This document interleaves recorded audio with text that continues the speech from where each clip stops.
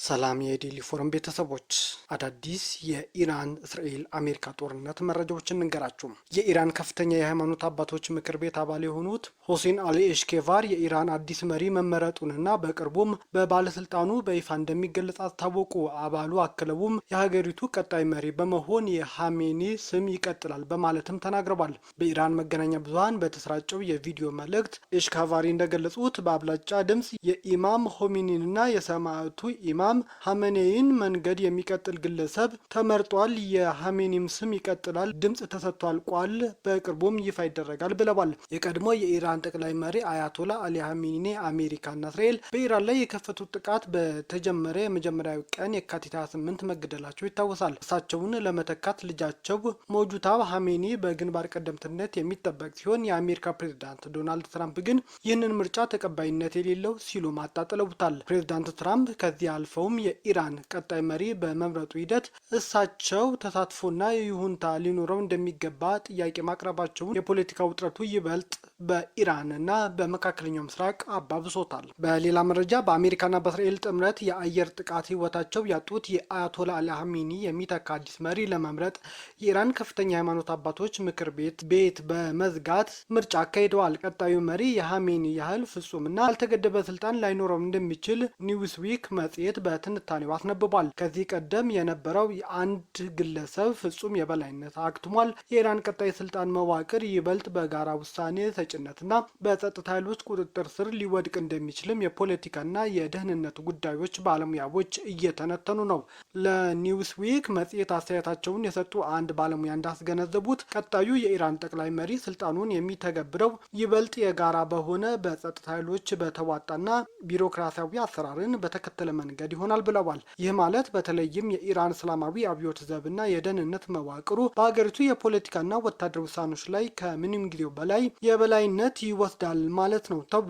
አዲሱ ጠቅላይ መሪ ከፍጹም አዛዥነት ይልቅ የእነዚህ ሀያላት ተቋማትና የጋራ አመራር ወኪል ወይም የፊት ገጽታ ሆኖ ሊያገለግልም ይችላል የሚል ስጋት ከወዲሁ አንዣቦበታል። በተጨማሪም በአሁኑ ወቅት ኢራን ከአሜሪካና ከእስራኤል ጋር እያካሄደች ያለችው መጠነ ሰፊ ጦርነት እንዲሁም ከውስጥም ሆነ ከውጭ የተቀነባበረባት ከፍተኛ የህልውና ስጋት የሀገሪቱ ስልጣን ከሃይማኖታዊ አባቶች እጅ ይልቅ ወደ ወታደራዊና የደህንነት ጀነራሎች እጅ እንዲያዘንብል ያስገድዳልም ተብሏል። የእንግሊዝ ጠቅላይ ሚኒስትር ኬር ስታርመር ከአሜሪካ ፕሬዝዳንት ዶናልድ ትራምፕ ጋር በስልክ መወያየታቸውን የስታርመር ጽህፈት ቤት ባወጣው መግለጫ አስታውቋል። የጽህፈት ቤቱ ቃል አቀባይ በመግለጫቸው እንደተናገሩት ሁለቱ መሪዎች ውይይታቸውን የጀመሩት በመካከለኛው ምስራቅ ስላለው ወቅታዊ ሁኔታና በቀጠናው የሚገኝ አጋሮች የጋራ ራስን የመከላከል ጥረት ለመደገፍ የእንግሊዝ ሮያል አየር መንገድ የጦር ሰፈሮችን በመጠቀም በሁለቱ ሀገራት መካከል ስለሚደረገው ወታደራዊ ትብብር ዋነኛ ትኩረት አድርገው መምከራቸው ተነግሯል።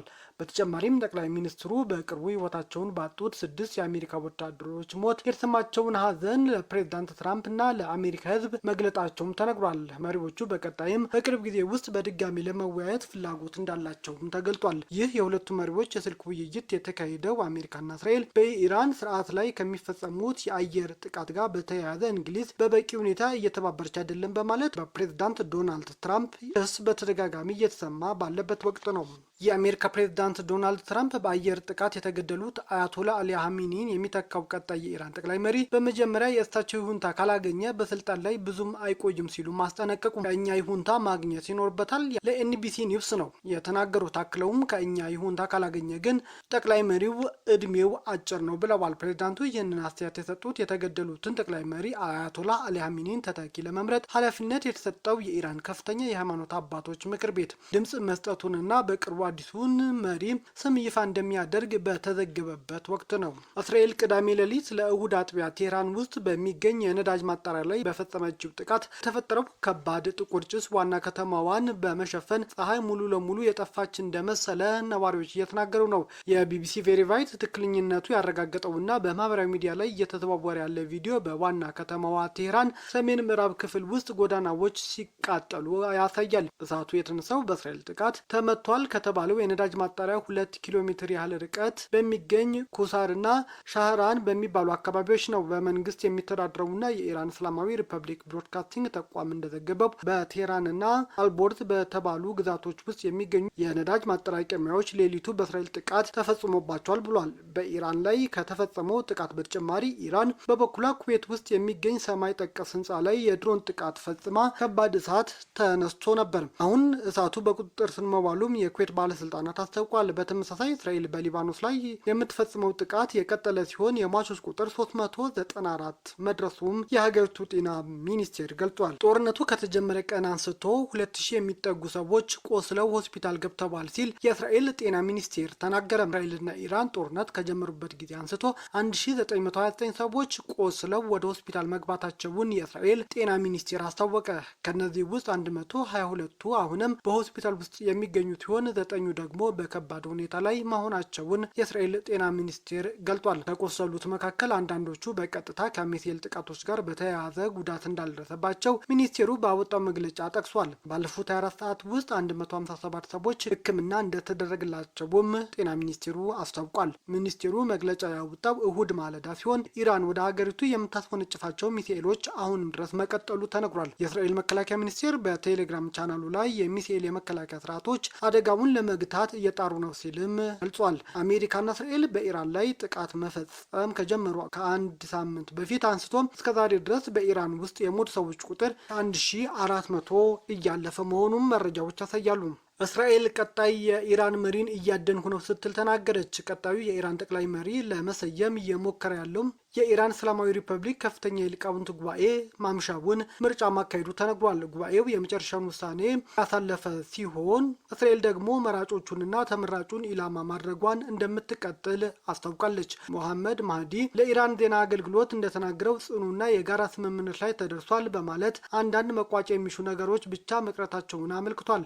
የሊቃውንት ጉባኤ ትኩረት ሰጥቶ ያለማቋረጥ የሚጠበቅበትን እያከናወነ መሆኑን ጠቅሰው ነገር ግን በዚህ አስቸጋሪ ሁኔታ ውስጥ እንቅፋቶች አሉ። ለዚህም ስራዎች በጥንቃቄ ተሰርተው በመግባባት ለታሪክ እንዲቀመጥ ይደረጋልን ብለዋል። ምርጫው በተካሄደበት ጊዜ ግልጽና አስተማማኝ የጋራ የሀሳብ አንድነት ተደርሷል ያሉት የጉባኤ አባሉ እንቅፋቶች ያሏቸው ጉዳዮች በፍጥነት ተወግደው ምርጫው በሰላም ተጠናቋል ብለዋል። የኢራን ከፍተኛ ሊቃውንት ቀጣዩ መሪ የመረጠ ሲሆን እስራኤል በበኩሏ ይህንን ምርጫ በቅርበት እየተከታተለች መሆኑን የገለጸ ሲሆን የአያቶላ አሊ ኻሜኒን የሚተካው መሪ ማደኗን እንደምትቀጥልም እስራኤል አስጠንቅቃለች።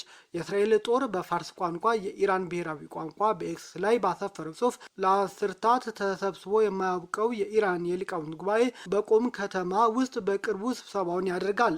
ልንነግራቸው የምንፈልገው ጠቅላይ መሪውን ለመተካት የሚፈለገውና የተተኪውን ለመሰየም የሚጥሩትን ሰዎች በሙሉ እስራኤል ማደኗን ትቀጥላለች ብላለች። እስራኤል ተተኪውን መሪ ለመምረጥ በሚደረገው ስብሰባ የሚሳተፉት በሙሉ ኢላማ ከማድረግ ወደ ኋላ እንደማንል ልናስጠነቅቃችሁ እንፈልጋለን ስትል እስራኤል የኢራን መራጮችን አስጠንቅቃለች። ይህ ማስጠንቀቂያ ነው በማለት የሚመረጠውን መሪ ብቻ ሳይሆን በምርጫ የሚሳተፉትን ከማጥቃት ወደ ኋላ እንደማትልም አስታውቃለች። እሁድ ከሰዓት በእስራኤል ቴል አቪቭ እየወጡ ያሉ ምስሎችና መረጃዎች እንደሚያሳዩት የከተማው ሰማይ በሚሳኤልና በአየር መከላከያ ፍንዳታዎች ጭስ ታፍኗል። የእስራኤል መከላከያ ኃይል ከኢራን ወደ እስራኤል ሚሳኤሎች መተኮሳቸውን ያረጋገጠ ሲሆን የሀገሪቱ የአየር መከላከያ ስርዓቶች ይህንን ከባድ ስጋት ለማክሸፍ በሙሉ አቅማቸው እየሰሩ መሆናቸውን አስታውቀዋል። እሁድ ከሰዓት በኋላ የተፈጸመው እና የዕለቱ 6ኛ ዙር የሆነው ይህ የኢራን የባላስቲክ ሚሳኤል ጥቃት አደገኛ የሆነውን የክላስተር ቦምብ የታጠቀ እንደነበር የእስራኤል ፖሊስ ባለስልጣናት አጋልጠዋል። በማዕከላዊ እስራኤል ከ12 በላይ በሆኑ የተለያዩ ቦታዎች ላይ የሚሳኤል ስብርባሪዎችና ፈንጂዎች መውደቃቸውን ጥቃቱ የክላስተር ቦምብ ባህሪ ያለው መሆኑን በግልጽ እንደሚያሳይ ባለስልጣናቱ አብራርተዋል። ይህንን ጥቃት ተከትሎ በማዕከላዊ እስራኤል በሚገኙ 2 የተለያዩ አካባቢዎች ጉዳቶችም ደርሰዋል። የማገን ዳቪድ አዶም የአምቡላንስ አገልግሎት እንዳስታወቀው በቴል አቪቭ በ40ዎቹ ዕድሜ ውስጥ የሚገኝ አንድ ግለሰብ ከባድ ጉዳት ሲደርስበት፣ በፔታህ ቲክቫ ከተማ ደግሞ ሌሎች 5 ሰዎች ቆስለዋል። ከዚህ መካከል አንዱ መካከለኛ ጉዳት ሲያስተናግድ የሌሎች ሁኔታ አሳሳቢ አለመሆኑን ተገልጿል። ከዚህ ቀደም የድንገተኛ ሕክምና አገልግሎት በተሳካ እርምታና በሚሳኤል ስብርባሪዎች የተመቱ ሰዎች ያከመ መሆኑን አስታውቆ ነበር። የጦርነት አጠቃላይ ሰብአዊ ቀውስ ከቀን ወደ ቀን እያሻቀበ መምጣቱን መረጃዎች ያሳያሉ። የእስራኤል ጤና ጥበቃ ሚኒስቴር ባወጣው መረጃ 2000 የሚጠጉ እስራኤላውያን በኢራን ጥቃት ምክንያት ሆስፒታል በአሁኑ ሰዓት ገብተዋል። የአሜሪካ ማዕከላዊ እዝ ዛሬ ባወጣው መግለጫ የኢራን መንግስት ከፍተኛ የህዝብ ብዛት ባለባቸው የሲቪል አካባቢዎች ድሮኖችና የባላስቲክ ሚሳኤሎችን በመተኮስ የገዛ ህዝቡን አደጋ ላይ እየጣለ መሆኑን በማስጠንቀቅ ለኢራናውያን መልእክት አስተላልፏል። ይህ ድርጊት እነዚህ የህዝብ መኖሪያ ስፍራዎች ወደ ወታደራዊ ኢላማነት ሊቀይራቸው እንደሚችልም እዙ አስጠንቅቋል። መግለጫው እንዳብራራው ይህ አደገኛ ውሳኔ በኢራን ውስጥ የሚገኝ ሁሉንም ሰላማዊ ዜጎች ህይወት አደጋ ላይ የሚጥል ነው። ምክንያቱም ለወታደራዊ ዓላማ የሚውሉ ስፍራዎች በዓለም አቀፍ ህግ ያላቸው የጥበቃ ከለላ በማጣት ህጋዊ ወታደራዊ ኢላማዎች ሊሆኑ ስለሚችሉ ነው ብሏል። አንድ የአሜሪካ ባለስልጣን እንደገለጹት የአሜሪካ ጦር የኢራን መንግስት ተንቀሳቃሽ የድሮን ወይም የባላስቲክ ሚሳኤል ማስወንጨፊያዎች ከፍተኛ የህዝብ ብዛት እንዳለባቸው የሲቪል አካባቢዎች ሲወስድ በተደጋጋሚ ተመልክተናል። በተለይም ዴዝፋል፣ ኢስፋሃን እና ሺራዝ የተባሉ ከተሞች ኢራን የድሮኖች ወይም ሚሳኤሎች ለመተኮስ እየተጠቀመችባቸው የተጨናነቁ አካባቢዎች መሆናቸውን የዕለቱ ማስጠንቀቂያ በስም ጠቅሶ አጋልጧል። ነገር ግን ይህ ጉዳይ በገለልተኛ አካል አልተረጋገጠም። ቤተሰቦቻችን ላይክ፣ ሰብስክራይብ፣ ሼር ማድረጋችሁን አትርሱ። በተለይም ሰብስክራይብ ያርጉ።